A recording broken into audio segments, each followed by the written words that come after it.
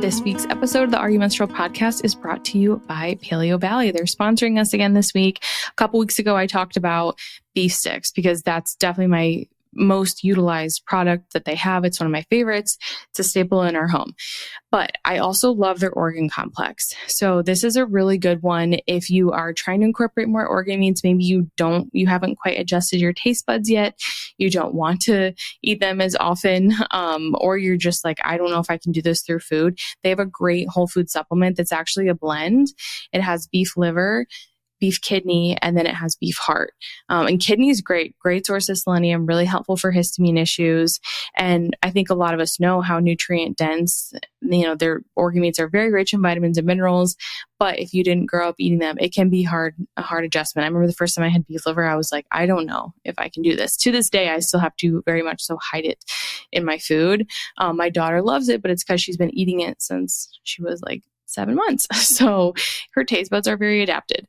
So if you're trying to get it in, if you want something that's easy to travel with, it's not even necessarily something that I think people absolutely have to take every single day, but it is a great form of like a whole food multivitamin. And I love all of their products, but especially their organ complex. I highly recommend it. A lot of people ask me about like beef liver supplements. I'm like, if you can do the Paleo Valley one, I think it's the best one out there for sure. So you can go to paleovalley.com/hormone healing RD.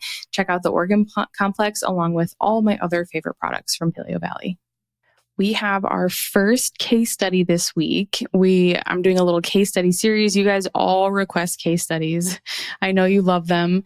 I know especially inside Patreon, my patrons love case studies, and I decided to do a little series. So we're going to have 3 total. This week, I'm talking about thyroid because that was the most heavily requested inside Patreon. And then we're going to have a digestion gut health case. And then we're going to wrap it up with a fatigue energy concern case study. So we'll be talking about hair tests, clients' history, lots of fun stuff. And joining me for these case studies is my clinical nutritionist, Erin, who's been with me for over 2 years now. And yeah, Erin, do you want to give a little bit of your background and what you do at Hormone Healing RD? Yes. Hello, everyone. Super excited to be here. It's wild to be on the podcast. Even crazier that I've been working with Amanda for a couple of years because it feels like 2 weeks and also like 2 decades. But you might recognize me from Kajabi questions or doing results reviews, just doing a few different things on the Hormone Healing RD team. And then I also take one-on-one clients. So super excited just to talk through this case study with y'all. Yeah. So, and Erin's also a horse trainer. She's very cool and interesting outside of all of the nutrition stuff. Whenever I tell people that, they're like, really? That is amazing. I'm like, yeah, she's pretty big deal in the horse training world. Which is just and like random. And I have a bunny. Those are my 2 claims to fame. She's a very cute bunny that my daughter loves. But yeah, I'm excited to have her here today. Works primarily one-on-one with our clients and supports people inside the course. So quick summary of this thyroid case we're going to cover. Her main concerns that she came to me with, Tina, her real name's not Tina. She gave us permission to share everything, but she was like, just change my name. Tina, her main concern was thyroid health and specifically Hashimoto. So she did have a Hashimoto's diagnosis. She had very elevated antibodies, and she did a hair mineral test through the Master Minerals course. Very high calcium. And she made a bunch of changes, but she was like, I'm still not where I want to be. Like, I need some support. So she did some results reviews and one-on-one work. And we worked on rebalancing her calcium, mostly through nutrition and lifestyle, because stress was like a big one for her, which we'll get into. And then that really helped with her energy. And that was a big part of it. We eventually did gut stuff, which we'll talk about, and that all helped bring her thyroid antibodies down, and just support her metabolism in general. Because that high calcium was definitely really weighing on her metabolism. And so even though she was like, I feel like I'm doing all the right things, she experimented with a lot, which we'll talk about. I think a lot of people will relate to this. It was just like a few smaller tweaks, and then really was digging in to that gut health. Because when you have that autoimmune condition present, that's huge, but stress is too. And her antibodies reduced even with working on stress and nutrition. And then just working on that gut health piece took it a big step further. So that's what we're going to dig into. First, her main concerns outside of like the Hashimoto's were that she had to continue to increase her thyroid medication. That was a big one for her. And she's like, and I'm still not feeling better. Like that really messed with her. She's like, I feel like it's not working, but she was way too scared to reduce the dose with her doctor because then she was afraid she'd feel worse. Her cycle had continued to shorten and shorten. I mean, she was in her 40s, late 30s, early 40s over this time span. So, I mean, that really shouldn't have been a big concern around this time. Definitely thyroid related. She had no libido, which was like, that can really affect your life, and very low testosterone levels. And it's interesting because the low testosterone have been happening for way previous to the Hashimoto's diagnosis. And a common root cause of low testosterone, especially in women, is hypothyroid. So those were like her big things. Again, she felt like she was doing everything right. She experimented with a lot. But she just kept seeing that shortening cycle. Her antibodies kept creeping up no matter how much she increased her medication. And then joint pain. Her joints were like really starting to bother her. She's, and she's young. I'm like, this is not you getting older, which is really what the message, unfortunately, that her doctor conveyed. Do you want to talk about some of the things that she experimented with previous to the course and working 101? Yes. And this is something we see with so many of our clients is that they continue to try to increase their thyroid meds. They keep going after certain supplements or after certain protocols and not really addressing the root cause of what's causing the hypothyroidism or Hashimoto's in the first place. So that's one of the big things, just talking through Tina's case is and how we approach things on this team is really going from a root perspective, rather than doing like, okay, try this diet and then try this supplement. While those sometimes have a place, of course, food is very supportive. Supplements can be supportive. We don't want to mask anything by doing either of those things. So a few things that Tina tried, she did an autoimmune paleo diet, which is something that we see very often in thyroid cases, especially if there is a piece with elevated antibodies. And then also low carb and keto, which it's pretty common in our clients. People will do keto and they will be like, oh my gosh, I feel awesome for 6 to 12, even maybe 18 months. And then they sometimes crash and burn. And typically we see people or women feeling better when doing keto because you often are running on stress hormones and cortisol feels great until it doesn't. And then she also tried intermittent fasting, which can result in similar outcomes from doing something like low carb or keto. Welcome to just a lot of stress hormones. And she was an athlete. Like she was like a very, very active person, like strength and conditioning, CrossFit, took her dog like hiking constantly. So I'm like, ma'am, these are not things that we want to do. Yes. Like, please don't do fasted workouts. Please don't fast, but also fasting workouts is just like pouring gasoline on a fire already. And then already mentioned a little bit about supplements, but a laundry list of supplements probably now has a supplement graveyard. And many of them were to reduce stress, which we're not automatically against supplements to help with stress responses. If you are in an acute stressful season of life and you just need a little bit of additional support. But our concern comes in when you have to continue to use supplements in order to have an appropriate stress response. And it's a chronic thing. So like, oh, I've been taking ashwagandha for 2 years or else I don't sleep. Because then we want to start to discuss, okay, well, why is your stress response not working in the right way? And we'll talk more about things to consider when it comes to those. Amanda and I have been very big into circadian rhythm stuff. So we'll jump into that, dive a little bit deeper in a second. And then she did also try bioidentical hormones as well. So again, many of the listeners probably recognize a lot of these things that she tried, but she, as Amanda said earlier, she just wasn't feeling better. She continued to try to increase her thyroid dose, and it just wasn't getting her to where she wanted to be. She was still fatigued, still had gut issues, and just wasn't thriving. So when she came to the team and started doing results reviews, went through the course, and then started working one-on-one, one of the first things she did, and one of the first things that we do with every client that we work with, that we see one-on-one and encourage everyone who goes through the course to do, is to work on the stress timeline.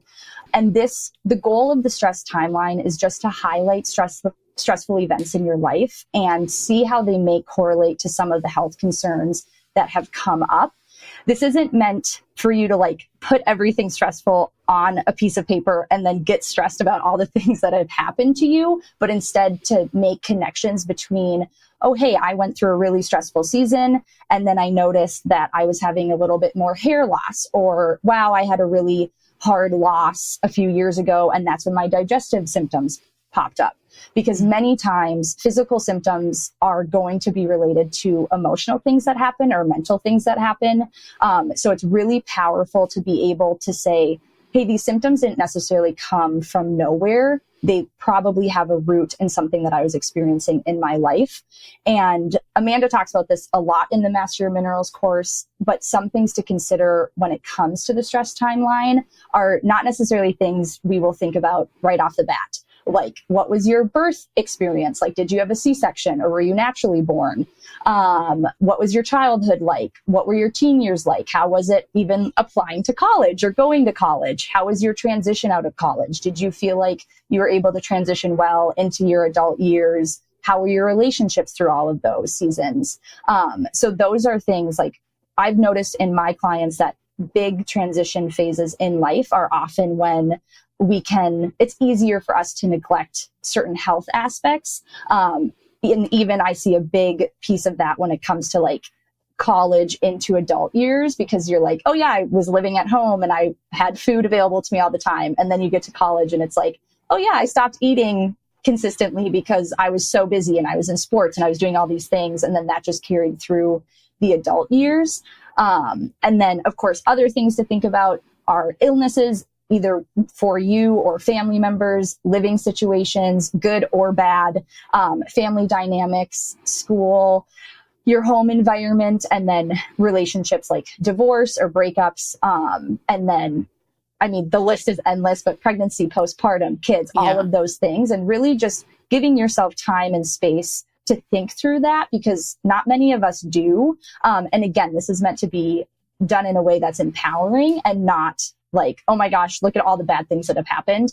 Because the work that we do with our one-on-one clients, the biggest thing is that our bodies are resilient. We are able to respond to stress if we support it in a way that our body has the energy and the nutrients that it needs to respond to that stress. But sometimes the first step is being aware of the stress that happened.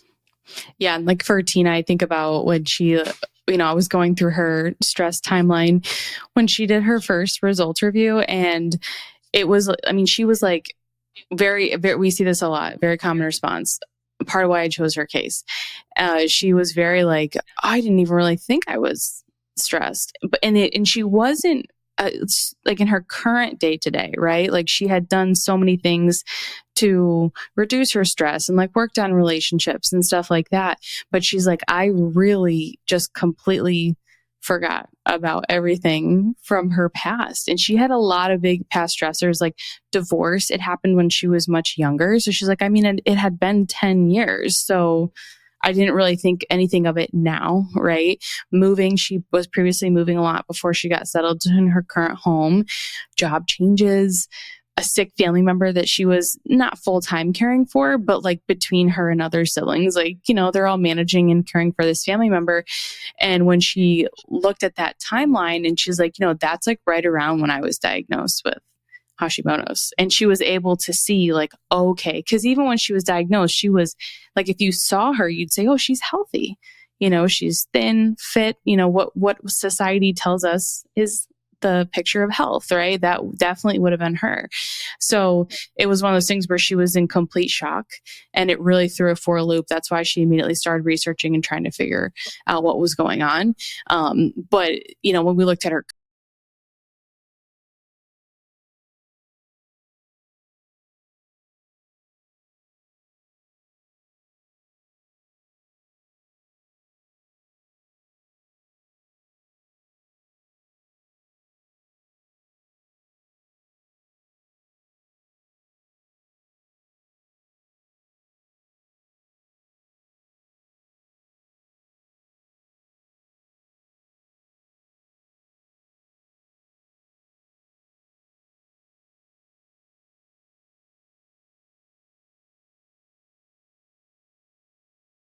very difficult because her body's used to being in that fight or flight, right? So for her to take a rest day and not have that intensity, it's uncomfortable. Like she would take a rest day from the gym, but then she'd go for like a super long run with her dog and like be exhausted after that. Like, but if she didn't do that, she like didn't have those endorphins, those stress hormones. She felt very uncomfortable.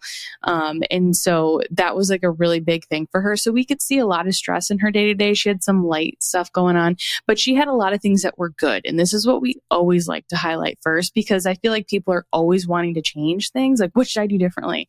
I'm like, yes, we will get there, but also like, let's talk about what you're already doing really well and that we do not have to worry about. But I like to make sure people know so that, there's just so much health information out there.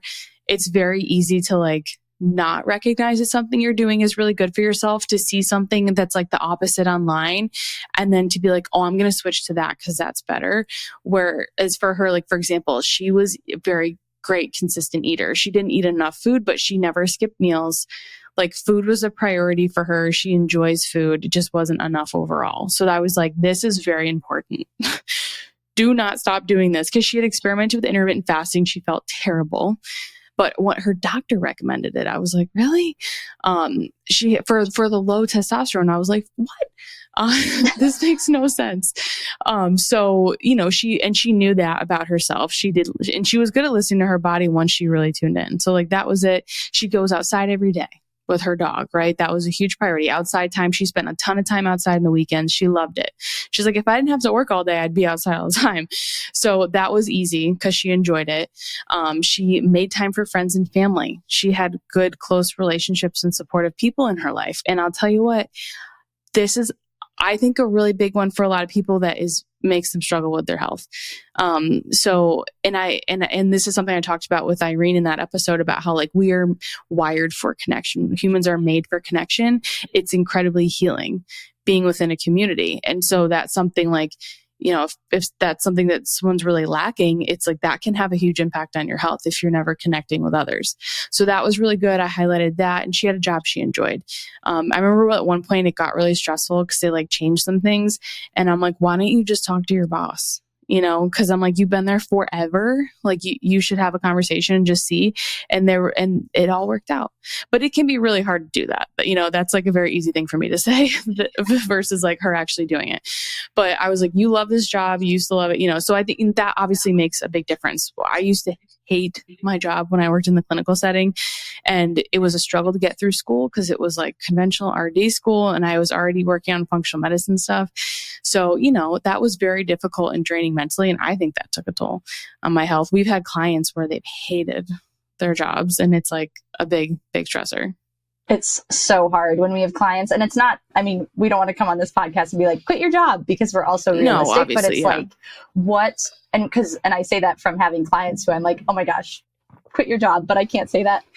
But it is a reality of like, if you are spending 8 hours of your day just like stressed, it's like, okay, what shifts can you make within that job? Does it require you to have a tough conversation but you're able to work something out? Or is it to the point where you're like, oh wow, I didn't realize the toll this really was taking on my health, and maybe look for something different, or even just changing within the job that you have. And one thing that I like that you mentioned, Amanda, about Tina is that she was good at listening to her body, then that's just one thing.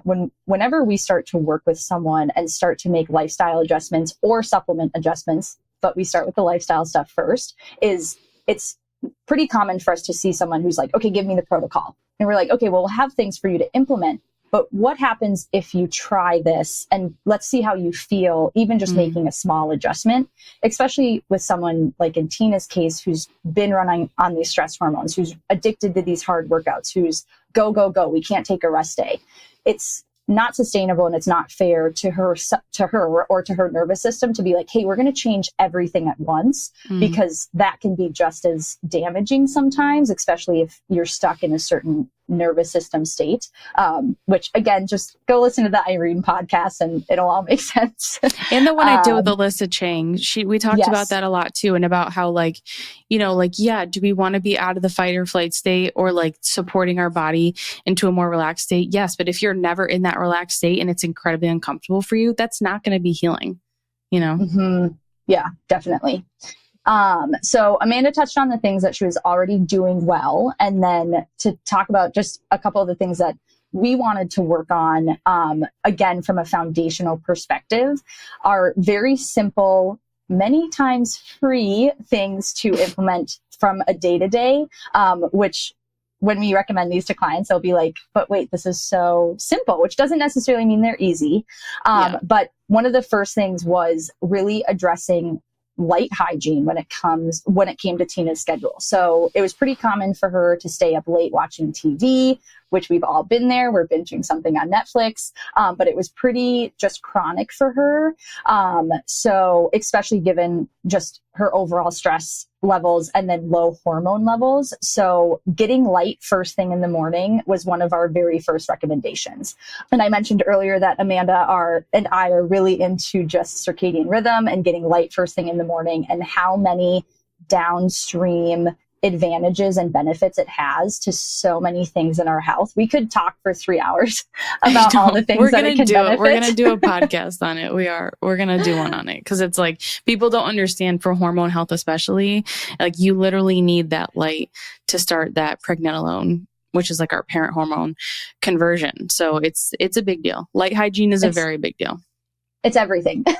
Yeah. We can argue it's everything. So getting light first thing in the morning is especially important. And some of you listening to this might be like, yeah, but I work or this happens or I get kids to school, and it can be the best that you can do. So it's like, okay, ideally around sunrise, there's a great app called Circadian that Amanda told me about, which you put in your location. It can tell you when an ideal time is to get out in the morning for those UVA rays, which are really what kickstart that pregnenolone, everything downstream effect.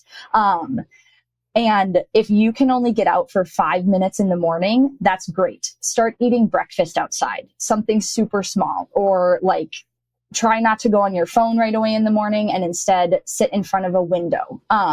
Little things like that can make a huge difference in all of your hormone pathways throughout the whole day. And again, this is just deceivingly simple because it's so easy. But it really does make a massive difference in energy levels. So that was the first thing. Again, just getting light first thing in the morning, making sure she was eating more and reducing restrictions around food, especially given the history of just trying all different diets. She did intermittent fasting for a little bit, but Amanda already said she just did not feel super great on that. So she was good at eating consistently, but just needed a little bit more meal density. And then the other big one was lots of time scrolling on her phone, especially right after waking, which I touched on a little bit when I was talking about getting outside, not going on your phone right away. But when we work with clients, instead of us just saying like, hey, don't do this, don't do this, don't do this, we really like to approach things of like, okay, this is what you're filling your time with, maybe scrolling on your phone. Is there something that we can replace it with? So no one in all my days of working one-on-one, no one's like, yeah, you know what really fulfills me? Spending 45 minutes on Instagram, like mindlessly. Like no one's like, wow, I'm really happy I did that. So it's like, okay, let's kind of reverse psychology and be like, what do you want to make more time for? Like, do you want to read more books? Do you want to listen to more podcasts? Do you want to spend more time with your husband? Do you want to talk to your best friend more? So think of the things that you want to do and then say, and all those things that you think like, hey, I don't have time to do that. Like, oh, I'm a busy mom, or I run a business, or all these things. But then you can be like, okay, maybe I would have time to read for 15 minutes every morning if I didn't grab my phone, or I can go to bed and read rather than scroll on my phone. So for Tina, she did want to read and then do a few other hobbies, things that she enjoyed. And so she decreased her phone time by waiting until after she had gone outside. So got UVA rays right in the morning, light outside, and then she had breakfast, and then she was able to use her phone. And for me personally, when I wait to use my phone, I'm so less grabby for my phone throughout the day, even if it's just those first 15 minutes.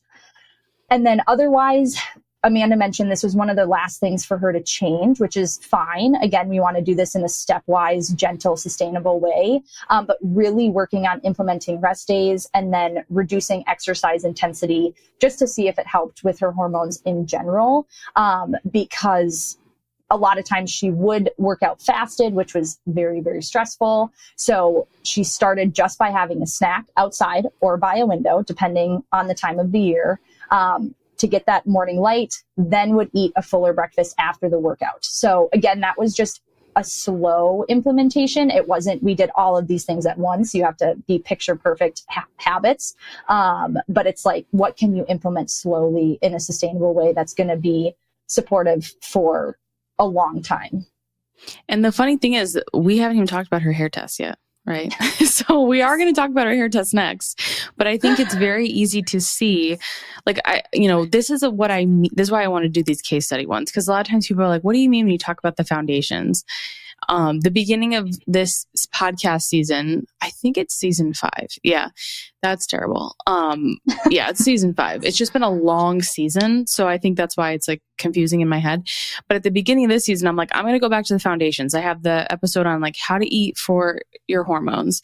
I had the episode on cortisol. We have the episode on digestion.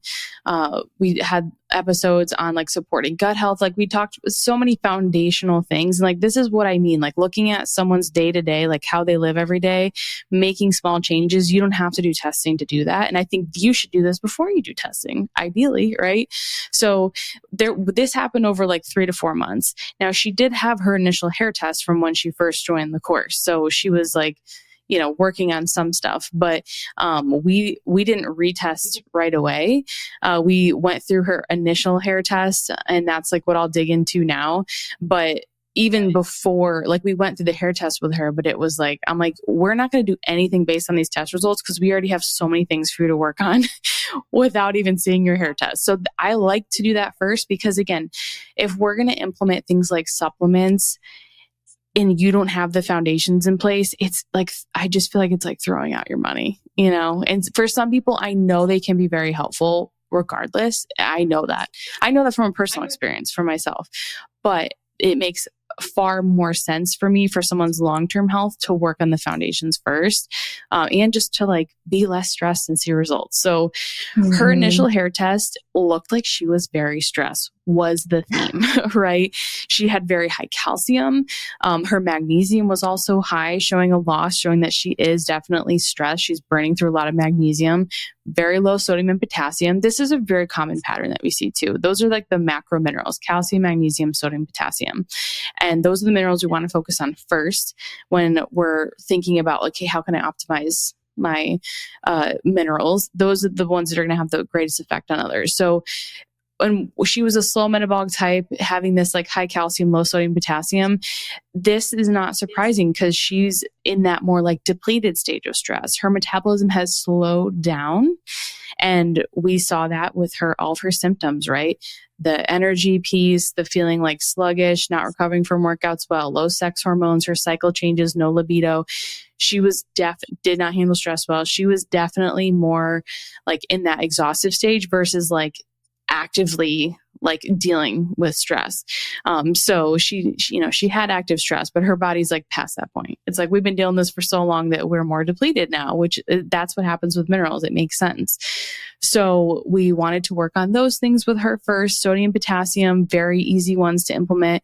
We focused on potassium rich foods, which is like a ton of animal and plant foods. You can get it everywhere. Potassium, like you can get potassium in like red meat, salmon, pork, chicken. I mean, it is in pretty much all foods in some amount, but it's in higher amounts in like salmon, beef, stuff like that, dairy products, and then things like root vegetables, fruit, cooked greens, like certain cooked greens, beans are another great source. And then of course, things like coconut water, aloe vera juice. So that was really our first focus, which was helpful for her because she was struggling with constipation, which she didn't even have as a main complaint at first because she thought it was normal to not use the bathroom every day. So, and we see that a lot too, right? So potassium is so helpful for constipation. So upping that was really, she's like, man, I'm having a bowel movement every day. I feel good. And I'm like, you're supposed to be having bowel movement every day. So that's good, right? Normal. So that was like a big one. And that was like a quicker win. And then we looked at the rest of her test. We were focusing for that calcium. A lot of people are like, how do we get calcium down? We were primarily focusing on stress for that because I truly think that a lot of her increases in minerals were related to stress. She also had very high zinc, so we knew, and very high cobalt. And those are signs of like gut, liver, right? We knew that she was not taking a zinc supplement. So it definitely wasn't from that. And she has the autoimmune Hashimoto's history. So there's pretty much always a gut component with that. I've never had a client that hasn't had, like when we worked on gut stuff and it has not helped. So that was, we knew like, okay, that's a big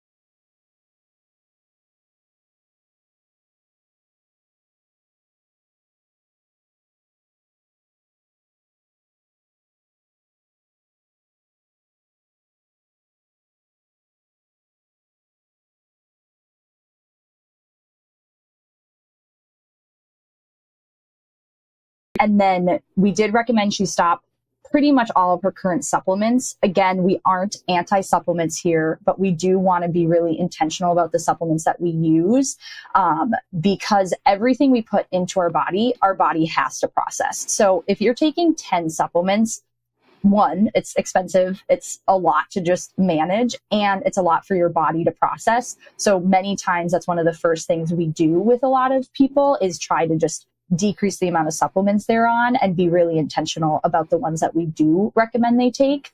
And then liver support, which when we were prepping for this podcast, I was trying to think, I was like,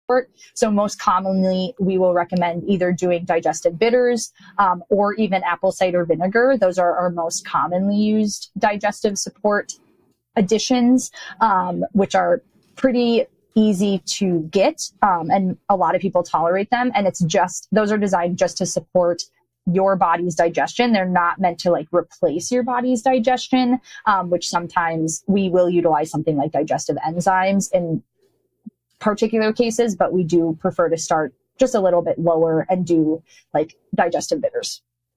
Yeah. And for the boron, she had none. It was so low that it wasn't detectable on her hair test. So that's one where it made sense. I was like, we'll just see, because her joint pain was really bad. It's also really important for iron as well. And I knew we hadn't done the blood work yet, but I'm like, I know that her iron's going to come back very high.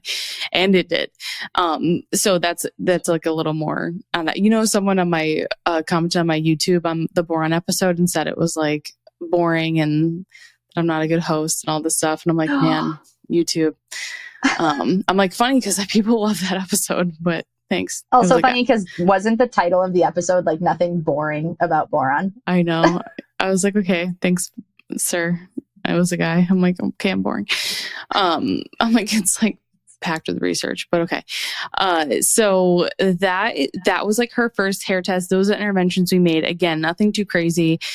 So we did do some other testing from here, but even just from this, so from making her foundational changes that we went through before, like eating more, all that stuff, light exposure, making changes in exercise, all those things, most of that reducing her stress, right? Like slowly shifting that nervous system. And then we added some stuff for gut support and everything that Erin just went through there. And the next session is highlighted is healing ups and downs, because I just feel like people only highlight the ups, and I'm like, that's not usually how it goes on the healing journey.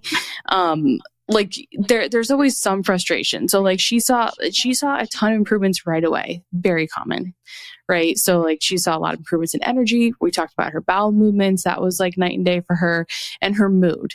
And I think the mood was a lot of the light exposure. She got like addicted to going outside more in the morning because she loved it in the afternoon. She's like, I honestly never thought. She's like, I thought I spent plenty of time outside, which is like, I was really missing out in the morning. So that was funny.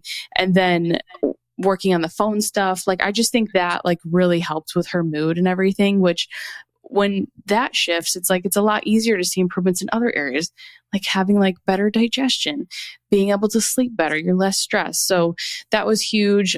She improved her relationship around food. She didn't realize she had so much fear around food, because we'd talk about introducing new foods from this restrictive history, and it would really stress her out. And I'm like, that's okay. Like whatever you feel comfortable with, we don't have to go crazy. And she was like, I had no idea how much food is stressing me out. So that was like a huge eye opener, kind of a hard one at first, but ultimately she's like, she doesn't even like blink an eye at food now. Like she doesn't freak out over anything. She did have some reduction in her joint pain. It did take 2 months. So again, like while I can say that now, it's like when we were in it, it was hard for her because she's like, I don't know if the boron's working. I don't know if the changes are working. Like I'm in a lot of pain. So that's just like a good like reminder. Her antibodies went from over 700 to below 200 in 6 months. That was huge.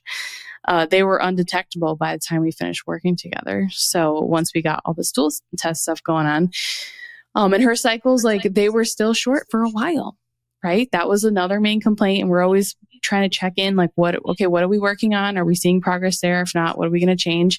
And for the first 3 months, it did not change. One of them was even shorter. She had like one of her shortest cycles. And I'm like, take a deep breath. It is okay. And then once she got to that like 4-month mark of working on foundations, we hadn't even added in like, I don't think any mega IgG or anything yet. Then she was like, okay, I had like a 23-day cycle. That was better. She rounded out, like she finished with us at a 27-day cycle, which is a huge win for her. I mean, she was like 20 days or less. And I think that was having a huge impact on her hormones and her mood. So that was big. But I would say like it's not like a down, but like a struggle was the libido. Same thing as like joint pain, but it took even longer. And it took her really making changes in exercise, because remember, that's that fight or flight. That's like her burning the candle at both ends, and it's going to have a huge impact on her adrenals. And that's, her body fat increased a little bit, which she was like okay with it, but it was like, she's like, how much is it going to increase? It's interesting because her weight didn't change like an insane amount, but it was like, that was hard for her. Clothes fit differently. But she was like, I actually have a libido, which was huge, but that took like almost a year. So but like everyone has to go at their own pace. Like that's why like some people make changes really quickly. Maybe they gain more weight in the beginning, but they feel better. For her, I was like, we should really do this slowly. I know I can tell by your personality, this is going to be better if we do this slowly. And that it wouldn't, I also think it's less stressful on the body personally when you make changes slower, but everyone's on their own journey. You have to do what works for you. And those were kind of like some of the bigger ups and downs from working on hair tests, foundations, those sorts of things. Anything you want to add before I talk about the other things that we did after?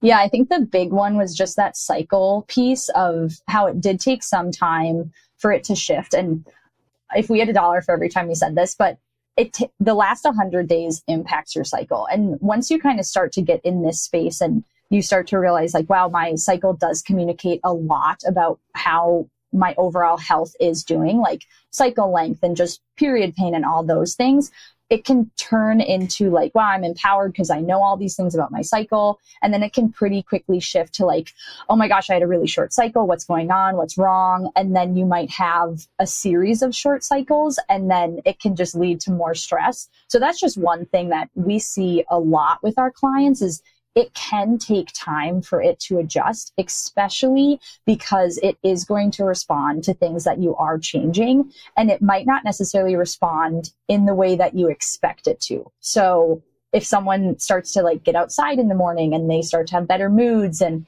better bowel movements and overall things are getting a lot better, they might be like, oh great, all my period concerns and my cycle length and all these things are going to improve as well. But it can take time for our hormones to balance out and for our cycle to just normalize too. So that's one thing that if you do start on your healing journey or you've been on it for a while and your cycle starts to get a little wonky, sometimes that's a good sign. And it can also be like, okay, let's look at this with curiosity rather than criticism and then just really getting stressed about it. So that's something I see a lot in my clients. And we always say like, okay, let's take a deep breath and let's look at what happened these last 100 days. And 99% of the time someone does that and they're like, oh yeah, this happened. And that was only 2 months ago. Yeah. And that's like a very important thing to highlight. And, just I think curiosity is so important on the healing journey. I have a video on this inside the course because I'm like, this is something where it can really help you versus like constantly being in like a state of fear around healing and questioning, oh, is this going to work? Is that going to work? I've tried all these things. Or if you have like a weird response to something, it's like, okay, let's take a step back and let's like try to see what is my body trying to tell me? Is it getting what it needs? Does it like the changes that I made? Is there something I can do differently? But not living in like fear while healing. I just think that puts us in that chronic state of stress, and I think it makes it pretty much impossible to heal. Impossible. And like you said, Amanda, too, like I don't think enough, which like welcome to the Instagram highlight reel of our lives of like, if you are in the healing space or like you're following pages, people don't talk about oh, hey, I didn't have a good reaction to this. It's only like, oh, I'm on my healing journey and everything is perfect now. So it's like, nope. We are going to expect or like I got things. this result in this much time, and it's like, okay, that's amazing, but also like you're not hearing about all the other things that happened while they were on the journey of getting that result, or like what other aspects of their health are like. So it's hard. It's like I'll see all these things about like my client healed this in 30 days, and it like makes me want to like vomit because I'm just like.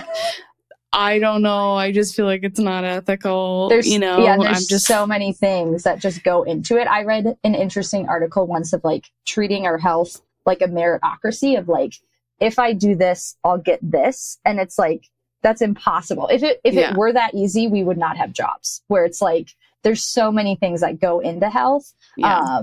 And that's also too, like, I mean, we're literally on a health podcast, but it's also like, okay, well, what are you focusing on outside of your health? Because you don't want to get obsessive either. Because we talk about that a lot with people. A lot. Like my favorite question is, what are you doing for fun? Like what brings you joy every single day? Like what, and if it's 5 minutes listening to your favorite song, cool. If you can't even think about what you do for fun, just take a second to reflect on that question. Because that's not discussed enough either in the health space. 100%. Okay. So then after this, we did an iron panel with her because we knew her iron, there was markers on her hair test that showed it was high. And then the GI map, I'm going to cover those inside the bonus episode for Patreon because we are at 46 minutes now. So, which is why I try to cap these. But really quick, I'll just like, we talked about like all the positive changes and stuff. We also did see this reflected in her hair, which sometimes doesn't always happen. I see it more like if you're retesting too soon, if you're not waiting like a good chunk of time, because remember, it took her like 3 to 4 months to make the foundational changes. And then we started working on iron and gut stuff. And so I didn't have her retest her hair until the 9-month mark. Cause I was just like, it's literally pointless because you're probably not going to see what you want to see. And we already have plenty of information from these other tests. Like, we have to address iron, we have to address your gut health. So we don't need you to also do another hair test, was kind of like the way that I looked at it. And when she retested her hair at that mark, she already worked on like supporting iron, supporting gut. So I'm like, this will let us really see where you're at now and kind of give us a plan. Of course, matching up with how do you feel, going back to those main complaints, have we accomplished everything that we need to accomplish? But it was really cool because her calcium, pretty much all the high minerals came down.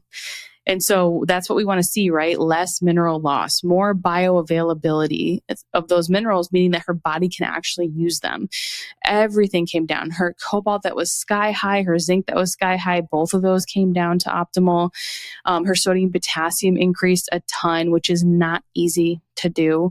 It truly, to me, that truly shows, that's how I know that someone has really addressed the stress, lifestyle, how they're living every single day piece. She did have a lot more heavy metals on her retest. This is very common. Her liver was very bogged down before, so she wasn't really processing much on her retest. She was still a slow 1 metabolic type, which is not bad. It's just, it's everything was slow versus everything being fast. But she was eliminating a lot of heavy metals, which is likely because she had that liver support, right? Her liver is no longer overloaded with these endotoxins and things from overgrowth and stuff in her gut. So I think it just had more of an ability to handle the heavy metals.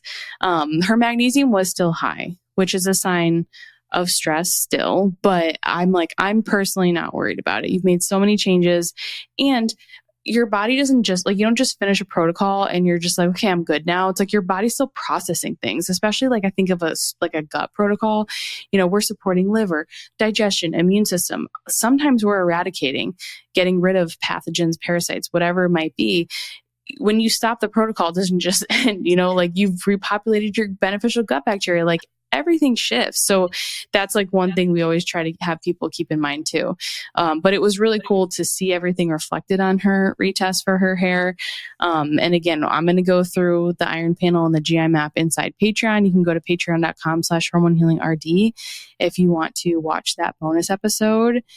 But I hope this case was helpful. I hope everyone enjoyed it. Anything you want to add, Erin?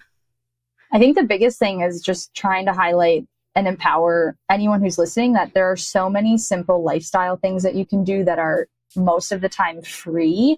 And it's not, as hokey as it sounds, but it's not, you're trying to get somewhere, but it's how can you approach your health and implement little things day to day so that you can thrive and feel your best. And I think that's also one thing too, is we can get so entrenched in our healing journey that we kind of forget to look up and be wait, what am I actually going after anyway? Oh, do you want more energy? So then pay attention to one thing at a time rather than trying to reach this perfect health goal or perfect mineral test or GI map or whatever you're going after. Because I have yet to see one. So that's not the goal. It's not the point. And if you don't feel good and you haven't addressed those things, or if you're so feeling you have to be so type A and neurotic in order to maintain it, that's not ideal, right? So case study number 1, the next case study we're going to go through is a gut digestion case, and then we'll wrap it up with a fatigue case. But I hope you enjoyed this episode, and we will see you next week.